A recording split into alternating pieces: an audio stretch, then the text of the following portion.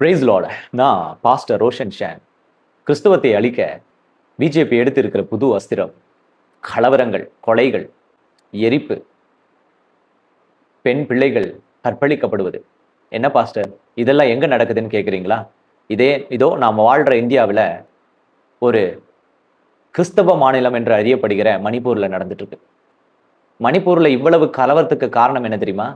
அந்த மாநிலத்தின் மக்கள் தொகையில கிட்டத்தட்ட 67% மேலானவர்கள் கிறிஸ்தவர்கள். இதை குறித்து தான் இந்த காணொலியில பேசியிருக்கேன்.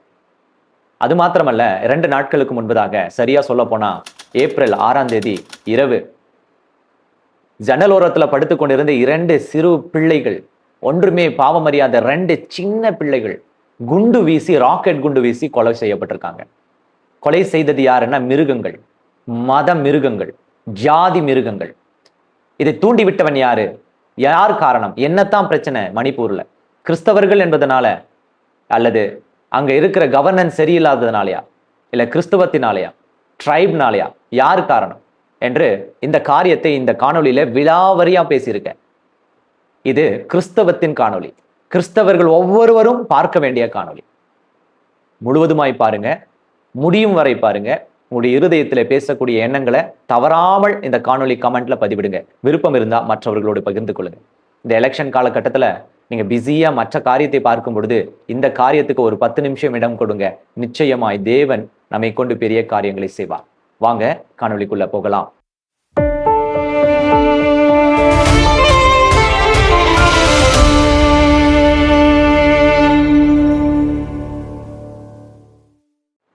மணிப்பூர், அங்கு நடக்கும் கலவரங்கள், அதனுடைய உண்மையான நிலவரம் இந்த காணொலி வாயிலாக நீங்கள் தெரிந்து கொள்ள போறீங்க.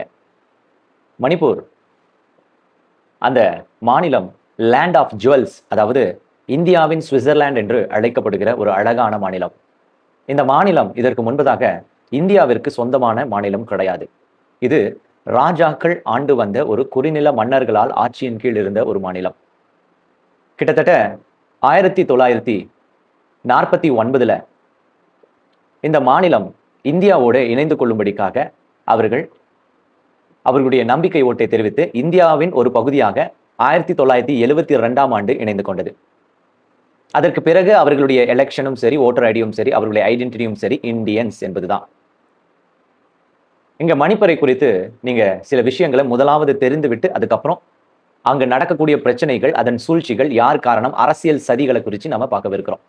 இந்த மணிப்பூர்ல இப்போ கரண்ட் சினாரியோ என்னன்னா, அங்க படித்தவர்களுடைய எண்ணிக்கை மிக அதிகம். இங்க டேட்டா சொல்லுது ஹை லிட்ரஸி ரேட்ஸ்ன்னு சொல்லுது. அங்க படித்தவர்களுடைய எண்ணிக்கை அதிகமானவர்கள் இருக்காங்க.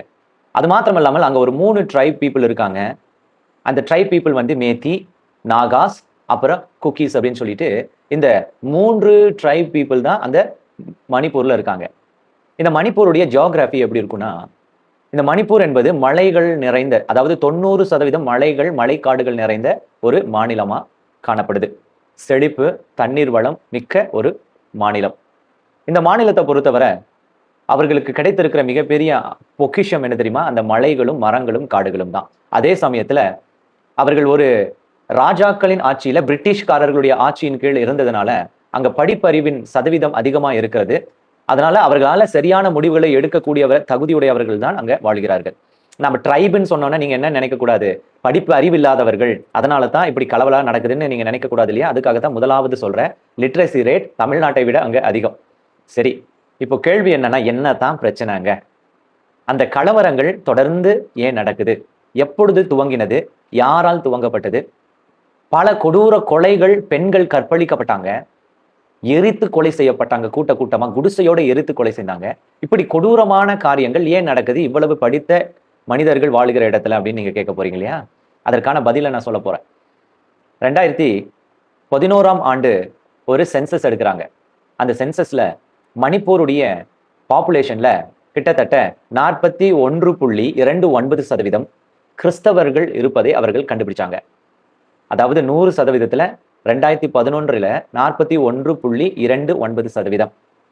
அதையும் குறிப்பிட்டு சொல்ல போனா அங்க கிட்டத்தட்ட 97% கிறிஸ்தவர்களை கொண்ட ஒரு ட்ரைப் இருக்கு. அந்த ட்ரைபுக்கு என்ன பேருன்னா நாகாஸ் என்று பேரு. இந்த நாகா ட்ரைப் 97% கிறிஸ்தவர்களா இருக்காங்க. அப்ப வேறு 2 மதங்கள் அங்க இருக்கு. ஹிந்துயிசம் மற்றும் மற்ற ஜெயினிசம் அந்த மாதிரி சில மதங்கள் அங்க இருப்பதை நாம் அறிந்து கொள்கிறோம். அப்போ இந்த 41% ஆஃப் ஸ்ட்ராங் கிறிஸ்டியானிட்டி அந்த மாநிலத்தை பார்ப்பவர்களுடைய கண்களை உறுத்த ஆரம்பித்திருக்கு.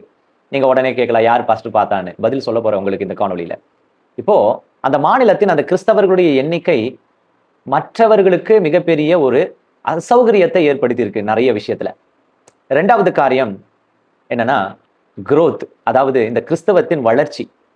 நீங்க ஒரு டேட்டாவை சொல்ல போறேன், நீங்க நிச்சயமா உங்களுடைய மைண்ட் ப்ளோ ஆகும் இந்த டேட்டாவை கேட்டா. என்னன்னு நீங்க கேக்குறீங்களா? இந்த கிறிஸ்தவர்களுடைய எண்ணிக்கை இந்த மணிப்பூர்ல 1961ஆம் ஆண்டு 19% இருந்தது. 2011ஆம் ஆண்டு 41% இந்த லார்ஜ் இன்க்ரீஸ் ஆயிருக்கு. இது ஒரு மிகப்பெரிய ஒரு இன்க்ரீஸ் அமௌண்டா அங்க கருதப்படுது. மிகப்பெரிய அளவுல மாற்றங்கள் உண்டாயிருக்கு. கிட்டத்தட்ட நீங்க பாத்தீங்கன்னா 50 ஆண்டுகளில 50 இயர்ஸ்ல 30% மேல about 20% அங்க கிறிஸ்தவர்கள் இயேசு கிறிஸ்துவை ஏற்றுக்கொண்ட ஒரு கூட்டம் உருவாயிருக்கு. இன்னைக்கு 2026 இந்த சென்சஸ் கணக்கு நான் சொல்றது 2011, அதுக்கு மேல எடுக்கல. இன்னைக்கு பார்க்க போனா மணிப்பூர்ல கிட்டத்தட்ட 67% மேல கிறிஸ்தவர்களை உடைய ஒரு ஸ்டேட்டாக மணிப்பூர் இருக்கு. சரி, இப்ப புரிஞ்சிருக்கும்னு நினைக்கிறேன். இதுதான் இந்தியாவை ஆளுகிறவர்களுக்கும் அந்த ஸ்டேட்டை பார்க்கிறவர்களுக்கும் உறுத்தி கொண்டிருக்கு என்னதுன்றது உங்களுக்கு புரிஞ்சிருச்சுன்னு நினைக்கிறேன். நம்ம எல்லாருக்கும் தெரியும், கிறிஸ்தவ வளர்ச்சி இந்த பிஜேபி அரசாங்கத்துக்கு துளியும் பிடிப்பதில்லை. இதற்கு முன்பதாக காங்கிரஸ் ஆட்சிகள் இருந்தது, இதற்கு முன்பதாக மற்ற ஆட்சியாளர்கள் இருந்தாலும் கடைசி இந்த பிஜேபியின் ஆட்சி காலத்துல தான் மிகப்பெரிய அளவுல கிறிஸ்தவர்களும் கிறிஸ்தவ சபைகளும் கிறிஸ்தவர்களும் கொலை செய்யப்படுறாங்க. கிறிஸ்தவ நகரங்கள், கிறிஸ்தவ கிராமங்கள், ஏன் கிறிஸ்தவ மாநிலமே இன்றைக்கு மிகப்பெரிய கலவரத்தை சந்திக்குதுன்னா அது பிஜேபியின் ஆட்சி காலத்துல மாத்திரம்தான். நான் மட்டும் சொல்லல, இது உறுதிப்படுத்துகிற எவிடன்ஸோட யார் சொல்றான்னா அந்த கலவரத்தை சந்தித்துக் கொண்டிருக்கிற அந்த கிராமவாசிகள், அந்த மணிப்பூரை சார்ந்த மக்களை சொல்றாங்க. அவங்க கிளியரா ஒரு விஷயம் சொல்றாங்க, we are not in this violence அப்படின்றாங்க. அப்போ who did this அப்படின்னு கேட்கும்போது அவங்க சொல்றாங்க, someone from outside அப்படின்றாங்க. வெளியிலிருந்து வந்தவர்கள் இதை தூண்டி விடுறாங்கன்னு. எங்களுக்குள்ள நாங்க அண்ணன் தம்பிகளா தான் இருக்கோம்னு சொல்றாங்க. இங்க 2 ட்ரைபுக்குள்ள தான் சண்டை நடக்குது. மெய்தி அப்படின்ற ஒரு ட்ரைபு, குக்கி அப்படின்ற ஒரு ட்ரைப். இந்த 2 ட்ரைபுக்குள்ள தான் மிகப்பெரிய அளவுல வன்முறைகள் நடந்து கொண்டு இருக்கு. இந்த வன்முறைகள் எப்போ துவங்கப்பட்டிருக்குன்னா 2023 மே மாசம் துவங்கப்பட்டுச்சு. இப்போதுல இருந்து 2 வருஷத்துக்கு முன்னாடி. அது யாருடைய ஆட்சி காலம்? பிஜேபி ஆட்சி காலம். உங்களுக்கு இன்னொரு ஒரு நியூஸ் சொல்ல போறேன். என்ன நியூஸ்னா, இந்நாள் வரைக்கும் மணிப்பூரில் நடந்த கலவரத்திற்கு நம்முடைய தேசத்தின் பிரதமர் ஒரே ஒரு இரங்கலையோ, ஒரே ஒரு கடிதத்தையோ, ஒரே ஒரு காரியத்தையோ முன்னெடுக்கவில்லை. இந்த தேசத்தின் மற்ற ஹோம் மினிஸ்டர்ல இருந்து மற்ற மினிஸ்டர்கள் அதை குறித்து கவலைப்படவும் மாட்டாங்க. காரணம் என்னன்னா, அவர்களை பொறுத்த அளவுக்கு அந்த கலவரத்திலிருந்து ஒரு ஆதாயம் தேவை. அடிச்சுக்கொள்றவன் அடிச்சு கொண்டு சாகட்டும், நாம ஆட்சியை பிடிச்சு அந்த இடத்த மாத்துவோன்றதுதான். ஹிந்து தேசம், இந்து ராஷ்டிரா அப்படின்றதுல பிஜேபியின் சிறு குழுக்கள்னு ஒரு கூட்டம் இருக்கு. சின்ன சின்ன கூட்டங்கள் இந்தியாவில் உருவாக்கப்பட்டிருக்கு. அவர்களுடைய 100% முயற்சி என்னன்னா ஹிந்து ராஷ்டிரா. இந்த ஹிந்து ராஷ்டிரா அப்படின்ற வார்த்தைக்கு தடையா இருக்கிறதுனா இந்த ஒரு மாநிலத்தின் கிறிஸ்தவத்தின் அந்த அதிகப்படியான வளர்ச்சி. நினைச்சு பாருங்க, நாம ஒரு இடத்தை மாத்துறோம், அந்த இடத்தை மாத்தணும்னா நமக்கு ஏற்றது போல சூழ்நிலை உருவாகணும், நம்முடைய ஆட்சி வரணும்னா நம்ம ஆளுங்க அங்க இருக்கணும் மெஜாரிட்டியா. இப்போ பிஜேபிக்கு அந்த இடத்துல தங்களுடைய ஆட்சியை செலுத்தவோ அதிகாரங்களை செலுத்தவோ முடியாமல் இருக்கு. காரணம் என்னன்னா அங்க இருக்கிற கிறிஸ்தவ பாப்புலேஷன். இப்போ உங்களுக்கு புரிஞ்சிருச்சா? நான் அந்த கலவரத்தையோ அந்த கலவரத்தின் உள்ளான அர்த்தத்தையோ இதுக்கப்புறம் சொல்லணுன்ற அவசியம் இல்லை, உங்களுக்கு புரிஞ்சிருச்சுன்னு நினைக்கிறேன். அப்ப கலவரம் ஏன் தூண்டப்படுது? கிறிஸ்தவர்கள் இருக்கிறதுனால. அங்க ஹிந்துஸ் பாப்புலேஷன் ஜாஸ்தியா இருந்துச்சுன்னா கலவரம் வந்திருக்காது. கிறிஸ்தவர்கள் மைனாரிட்டி பிலோ 10% இருந்துச்சுன்னா கலவரம் நடக்காது. அங்க பிரச்சனையே it is more then above 50%. அதனால தான் கலவரம் நடக்குது. ஒரு முக்கியமான விஷயத்தை சொல்லி உங்களுக்கு இந்த காரியத்தை குறித்து ஒரு எச்சரிக்கையை உங்களுக்கு சொல்ல விரும்புறேன். இப்படிப்பட்ட இந்த மணிப்பூரை குறித்து எனக்கு தெரிஞ்சு எந்த ஒரு கிறிஸ்தவ அமைப்பும், கிறிஸ்தவ காணொலிகளும், கிறிஸ்தவ டிவி சேனல்களும், அதாவது யூடியூப்ல ஊழியர்கள் யாருமே பேசினது போல எனக்கு தெரியல. இதுதான் முதல் அப்படின்றது நான் நினைக்கிறேன். நம்ம ஊழியத்தை பொறுத்த அளவுக்கு, ஒன்காடை பொறுத்த அளவுக்கு தேவனுடைய திட்டங்களுக்கு முன்பதாக அதை குறித்து தேவனுடைய பிள்ளைகளுக்கு உணர்த்துவது, ஜெபிக்க அவர்களை தூண்டுவது தான். உங்களுக்கு நல்லாவே தெரியும். இந்த மணிப்பூரில் இருக்கிற மக்கள் மலையிலே வாழ்கிறவர்கள், மலைப்பகுதிகளில. நீங்க கடைசியா இந்த பிரச்சனை உருவாக காரணம் எங்க அப்படின்னு நீங்க கேட்டீங்கன்னா, ஒரு மாணவர் சங்கம், அதாவது பழங்குடியினர் மாணவர் சங்கம், ATSUM அப்படின்னு சொல்கிற ஒரு அமைப்பு. இந்த அமைப்பு என்ன செய்யுதுன்னா, தங்களுக்கு பழங்குடியினர்கள் வாழக்கூடிய இடங்களில பட்டியல் பழங்குடியினர் வாழக்கூடிய இடமாகிய சில மலைகள், பாதுகாக்கப்பட்ட மலைகள்லாம் இருக்கு. அந்த இடத்துல நாங்களும் வாழ இடம் கொடுக்கணும், எங்களுக்கு அனுமதிக்கணும் அப்படின்னு ஒரு அமைதியான போராட்டம், ஒரு கோரிக்கை போராட்டத்தை நடத்தினாங்க. அந்த கோரிக்கை போராட்டத்திற்குள்ளதான் முதலில 2023 மே மாசத்துல கலவரம் வெடிச்சிச்சு. கலவரம் வெடிக்கும் பொழுது இந்த கலவரத்தை செய்தவர்கள் யாரு அப்படின்னு சொல்லிட்டாங்கன்னா, இந்த குக்கீஸ் தான் அவங்களுடைய மலைப்பகுதிகளுக்குள்ள உங்களை வரக்கூடாதுன்னு கலவரம் பண்ணிட்டாங்க. ஆனா அவங்க சொல்றாங்க, நாங்க எல்லாரும் சகோதர சகோதரிகளா தான் வாழ்ந்துட்டு இருக்கோம், இதுக்கு எங்களுக்கு சம்பந்தமே இல்லை. ஆனா அந்த கலவரம் தான் இந்நாள் வரைக்கும் மிகப்பெரிய அளவுல என்னவா இருக்கு தெரியுமா? மத கலவரமா மாற்றப்பட்டிருக்கு, ஜாதி கலவரமா மாற்றப்பட்டிருக்கு. இப்போ ஒருவேளை நீங்கள் இதை யோசித்து கொண்டு இருக்கும் பொழுது ஒரு காரியத்தை கொஞ்சம் நினைவு கூறணும். ஒரு மனிதன் தனக்குள் பிரிந்திருப்பது நல்லதல்லன்னு வேதம் சொல்லுது. கிறிஸ்தவர்களாகிய நீங்களும் நானும் இதை அறிந்து கொள்ளணும். அங்க மணிப்பூரில் நடக்கிறது தான் இன்றைக்கு தமிழ்நாட்டிலும் நடக்குது. அங்க எப்படி ட்ரைபா பிரிஞ்சு இருக்காங்களோ அதே போல இங்க டினாமினேஷனா பிரிஞ்சு இருக்கும். எந்த டினாமினேஷனுக்கும் இன்னொரு டினாமினேஷனை குறித்து தவறான உணர்வு தான் இருக்கு. அதை தான் மற்றவனும் பயன்படுத்துறான். இன்னைக்கு எலெக்ஷன் நாட்களில டிஎம்கே போய் ஒரு டினாமினேஷனை அப்ரோச் பண்ணுது, அந்த டினாமினேஷன் டிஎம்கேக்கு சப்போர்ட் பண்றேன்னு உறுதி கொடுக்குது. ஆப்போசிட்ல இருக்கிற வேற டினாமினேஷனை இன்னொரு கட்சி போய் அப்ரோச் பண்ணுது.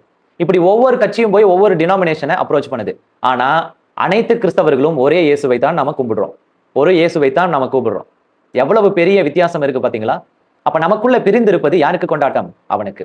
அது போலதான் இந்தியாவிலே கிறிஸ்தவர்கள் வளர்ச்சி யாருக்கு பிடிக்கலன்னா பிஜேபி என்ற இந்த அரசாங்கத்துக்கு பிடிக்கல. இந்து ராஷ்டிராவை உருவாக்க முடியாத சூழ்நிலையில ஒரு ஸ்டேட் இருந்துச்சுன்னா அவன் ஏதோ ஒண்ணு செஞ்சு அந்த ஸ்டேட்ல அவர்கள் நிம்மதி இல்லாமல் செய்யணும்ன்றதுல குறியா இருப்பான். நம்முடைய கடமை என்னன்னா ஜெபிப்பது மாத்திரமல்ல, ஜெபத்தின் அந்த வார்த்தைகளை கிரியையாய் மாற்றுவது.